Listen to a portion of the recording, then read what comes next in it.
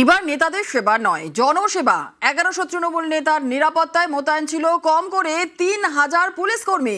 রাজ্যে পরিবর্তনের পর নিরাপত্তার মেদ ঝরানোর নির্দেশ মুখ্যমন্ত্রী শুভেন্দু অধিকারীর। সামনে নেতা, পিছনে রক্ষীদের লাইন। সামনে নেতার গাড়ি, পিছনে লম্বা কনভয়।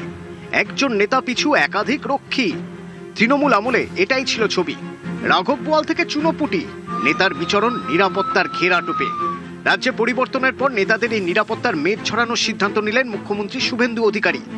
দিন কয়েক আগে পুলিশের কর্তাদের সঙ্গে বৈঠক করেন পুলিশ মন্ত্রী তথা মুখ্যমন্ত্রী।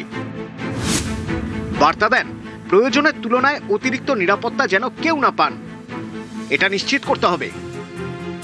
সরকারের হাতে থাকা তথ্য বলছে, ছোট বড় মিলিয়ে তৃণমূলের কমপক্ষে 1100 নেতা পুলিশি নিরাপত্তা পেতেন। এর জন্য মোতায়েন করা হতো অন্তত 3000 জন পুলিশ কর্মীকে। মুখ্যমন্ত্রীর নির্দেশের পর এই 1100 তৃণমূল নেতার নিরাপত্তা প্রত্যাহার করা হলো।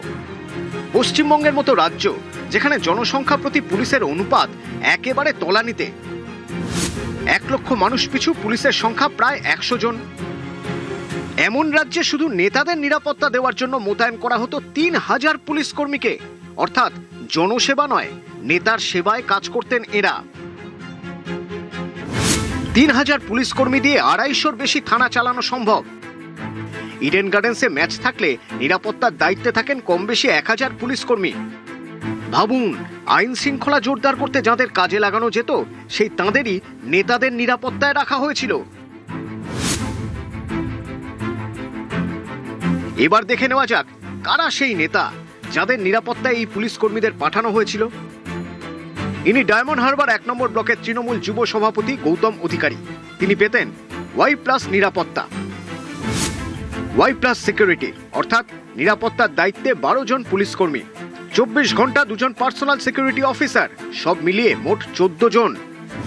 পালা বদলের পর গৌতম অধিকারীর Y+ নিরাপত্তা প্রত্যাহার করে নিয়েছে রাজ্য সরকার। জাহাঙ্গীর খান, তৃণমূল জমানায় ফলতার ত্রাস, তিনিও Y+ ক্যাটেগরির নিরাপত্তা পেতেন। শওকত মোল্লা 2016 এবং 2021-এ ক্যানিং পূর্ব থেকে তৃণমূলের বিধায়ক। 26-এ ভাঙড়ে দাঁড়িয়েছিলেন, ISF এর নওশাদ সিদ্দিকীর কাছে হেরেছেন। শওকত মোল্লা Z ক্যাটেগরির নিরাপত্তা পেতেন। শওকত মোল্লা নিরাপত্তার দায়িত্বে ছিলেন 2 থেকে 8 জন পুলিশ কর্মী, 24 ঘন্টা 2 জন পার্সোনাল সিকিউরিটি অফিসার, সশস্ত্র এসকর্ট দল, ওয়াচার ও প্রশিক্ষিত চালক, সর্বোচ্চ 30 জন নিরাপত্তা কর্মী। এতদিন Z+ ক্যাটেগরির নিরাপত্তা পেতেন তৃণমূল সাংসদ অভিষেক বন্দ্যোপাধ্যায়। Z+ সিকিউরিটি অর্থাৎ 8 থেকে 10 জন নিরাপত্তা রক্ষী, 2 সশস্ত্র এসকর্ট দল, 24 ঘন্টা 6 জন পার্সোনাল সিকিউরিটি অফিসার, 5 জন ওয়াচার, বুলেট প্রুফ গাড়ি, সর্বনিম্ন 56 জন নিরাপত্তা কর্মী। অভিষেকের অতিরিক্ত নিরাপত্তা প্রত্যাহার করা হয়েছে।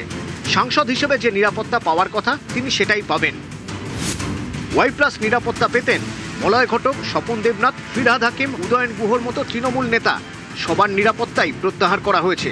পুলিশ কর্তাদের একাংশের মতে, তৃণমূল নেতাদের নিরাপত্তা দিতে গিয়ে টান পড়ত পুলিশ ফোর্সে। আপোষ করতে হতো আমজনতার নিরাপত্তায়। কোথাও আইন শৃঙ্খলাজনিত সমস্যা হলে পুলিশ পাওয়া যেত না। সরকার বদলাতেই ছবি বদল। নেতা নয়, জনতার সেবায় নজর।